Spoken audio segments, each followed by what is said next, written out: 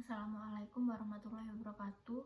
Nama saya Dini Setiana Ramadhani dengan NIM 20221011031126.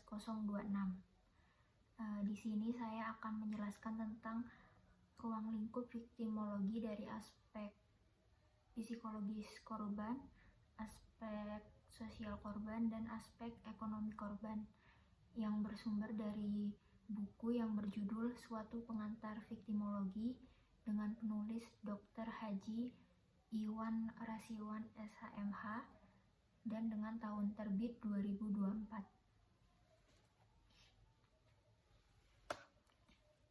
Baik, di sini saya akan menjelaskan definisi dan ruang lingkup dari viktimologi itu sendiri.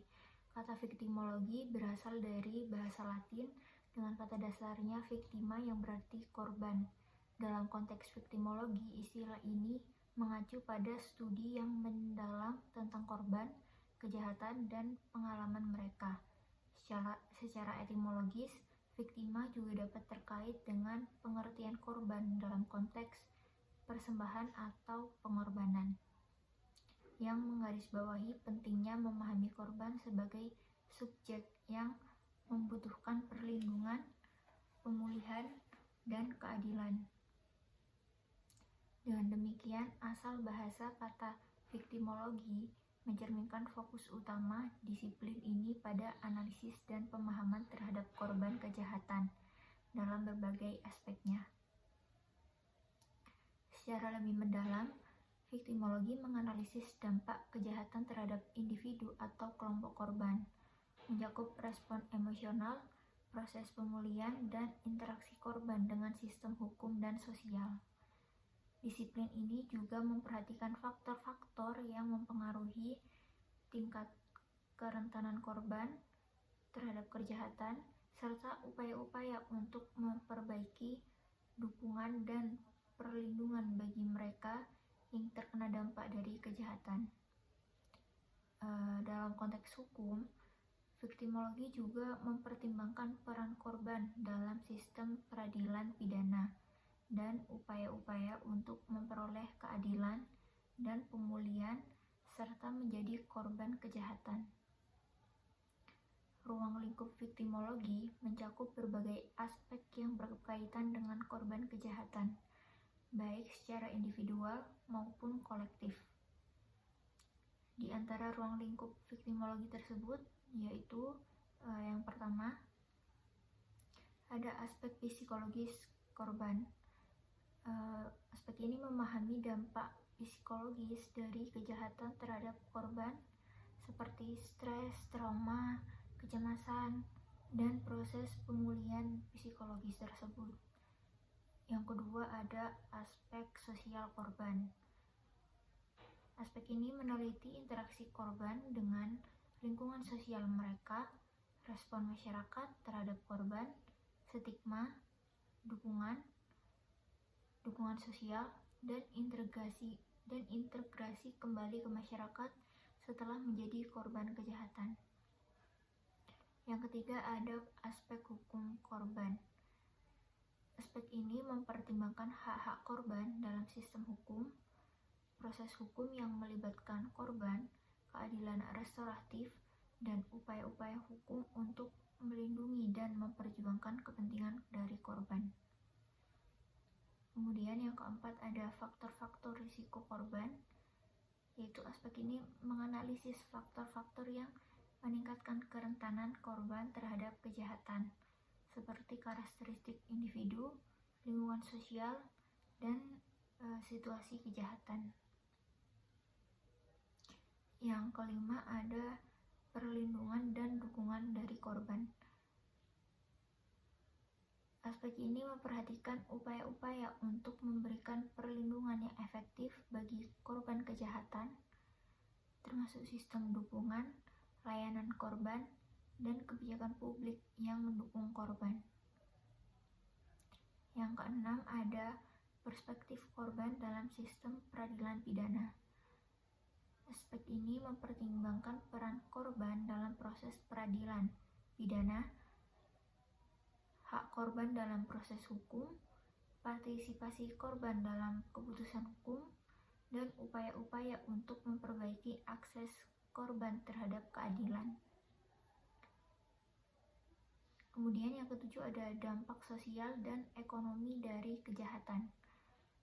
Aspek ini menganalisis dampak dari kejahatan terhadap masyarakat secara luas, termasuk kerugian ekonomi, ketidakamanan sosial, dan upaya-upaya untuk menjaga kejahatan dan mengurangi dampaknya pada korban dan masyarakat. Melalui ruang lingkup ini, viktimologi berusaha untuk memberikan pemahaman yang komprehensif tentang pengalaman korban kejahatan, serta untuk mengembangkan strategi-strategi yang efektif dalam melindungi, mendukung, dan memperjuangkan hak-hak korban dalam konteks hukum dan sosial. Kemudian, ruang lingkup korban tidak lepas dari apa yang telah dikemukakan para sarjana tentang viktimologi. Ruang lingkup korban dimaknai sebagai jenis korban yang dilihat dari unsur viktimisasi atau perbuatan yang melahirkan korban. Ruang lingkup korban meliputi yang pertama, berdasarkan jenis viktimisasi. Korban berdasarkan viktimisasi yang dialaminya dapat dibedakan menjadi yang pertama, korban bencana alam, merupakan korban yang terjadi karena faktor alam seperti banjir, gunung meletus, tsunami, tanah longsor, atau karena perbuatan serangan hewan. Pada posisi ini, timbulnya korban secara umum bukan karena keinginan manusia, tetapi karena kehendak di luar manusia. Begitupun secara khusus lahirnya korban karena faktor alam juga tidak dapat dilepaskan dari peran manusia, seperti perbuatan manusia yang merusak lingkungan hidup dan berakibat kepada rusaknya alam sehingga menimbulkan bencana alam, atau perbuatan manusia yang secara sadar dan sengaja mendatangi habitat hewan buas, resikonya kemungkinan besar akan dimangsa hewan. Yang kedua ada korban perbuatan pidana. Korban perbuatan pidana lahir secara khusus dari perbuatan pidana, seperti penganiayaan, pelecehan seksual, pemerkosaan, penelantaran, dan lain sebagainya yang berasal dari perbuatan pidana yang telah dilakukan. Perbuatan pidana dapat terjadi karena murni dikehendaki, diketahui, dan dilakukan oleh si pelaku, atau terjadi karena adanya sugesti dari pihak lain kepada pelaku. Baik perbuatan itu murni karena dikehendaki, diketahui, dan dilakukan oleh si pelaku.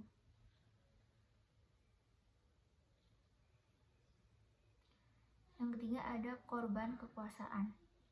Korban kekuasaan yaitu korban yang lahir dari rezim yang berkuasa.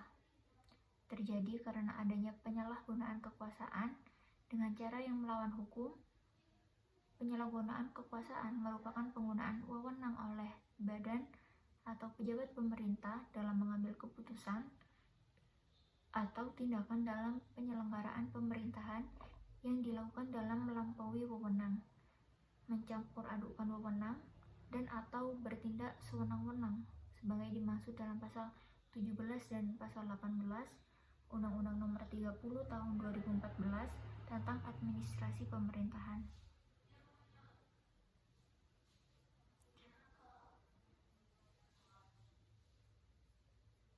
Kemudian berdasarkan jumlah korban dapat diklasifikasikan korban yang terdiri atas pertama, korban individual yang merupakan korban tunggal baik meliputi orang pribadi maupun badan hukum perdata.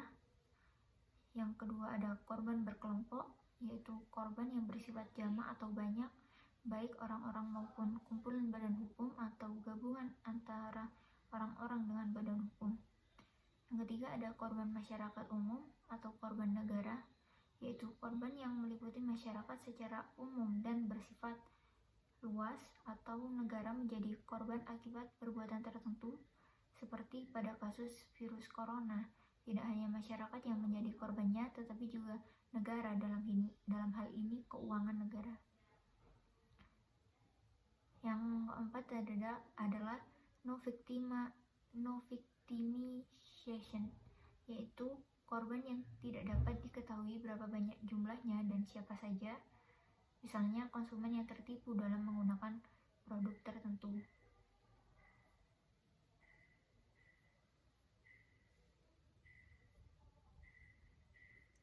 Kemudian, berdasarkan faktor psikologis atau sosial korban, dibedakan menjadi ada korban kategori orang muda, yaitu korban merupakan orang muda seperti anak-anak. Korban anak-anak bukan hanya secara fisik tidak kuat, tetapi secara psikis juga belum matang. Yang kedua ada korban perempuan. Perempuan cenderung menjadi korban dalam kasus kekerasan seksual terjadi karena secara fisik perempuan lebih lemah jika dibandingkan dengan laki-laki, walaupun tidak selamanya seperti itu. Yang ketiga ada korban usia tua, yaitu orang tua yang rentan untuk menjadi korban karena secara fisik dan psikis telah terjadi penurunan daya kemampuan pada dirinya. Yang keempat, orang yang mengalami cacat mental atau retardasi mental merupakan korban yang kemampuan mentalnya berada di bawah rata-rata, menjadi korban dan sasaran pelaku karena faktor mentalnya seperti perbuatan pemerkosaan, perbudakan gaya baru, dan perbuatan lainnya yang melahirkan korban. Kemudian ada pengungsi internasional. Pengungsi internasional terjadi karena mereka memiliki alasan yang kuat untuk merasa takut kembali ke tanah airnya. Dikarenakan adanya ketakutan akan persekusi tersebut, maka ia tidak mau dan tidak dapat memanfaatkan perlindungan dari negaranya, sehingga ia berkeinginan untuk berada di luar dari negaranya.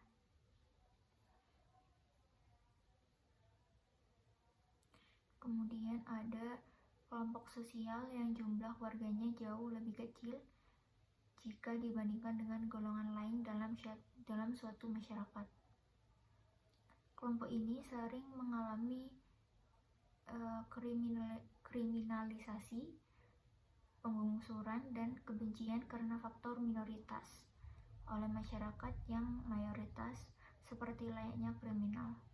Contohnya adalah Ormas Gerakan Fajar Nusantara (Gavatar) yang mengklaim bergerak di bidang sosial dan budaya, mendapat penentangan di beberapa daerah. Penolakan itu berujung pada pengusiran sedikitnya 1.100 mantan anggota Gavatar dari 2 desa di Kabupaten Mempawah, Kalimantan Barat.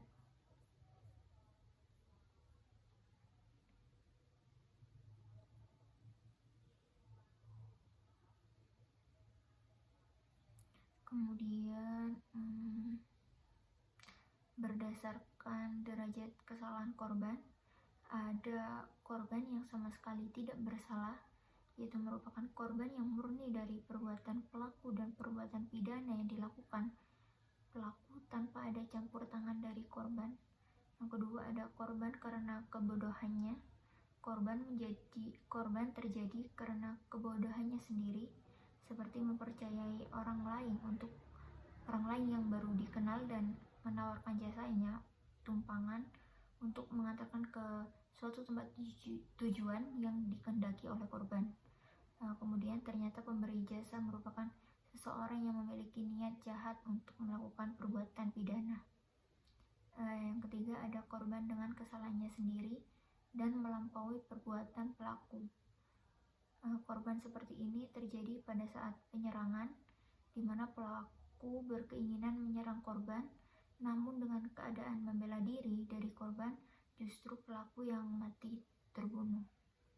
Yang keempat ada korban imajiner, merupakan pihak-pihak tertentu yang berpura-pura menjadi korban sehingga pihak lain merasa iba dan belas kasihan kepadanya, padahal ia tidak menderita apapun.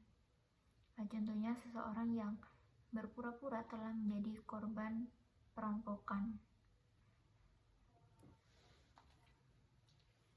Sekian dari saya untuk materi ruang lingkup viktimologi dari aspek psikologis korban, aspek sosial korban, dan aspek ekonomi korban. Saya akhiri. Wassalamualaikum warahmatullahi wabarakatuh.